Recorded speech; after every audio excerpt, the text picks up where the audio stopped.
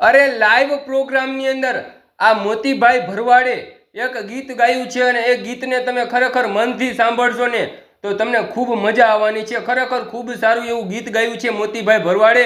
હમણાં હું તમને એ વિડીયો બતાવું, પણ એ મોતીભાઈ ભરવાડે એ ગીતને કેવું ગાયું છે એક કોમેન્ટ જરૂરથી કરી નાખજો અને તમે આ મોતીભાઈનો વિડીયો જોવો.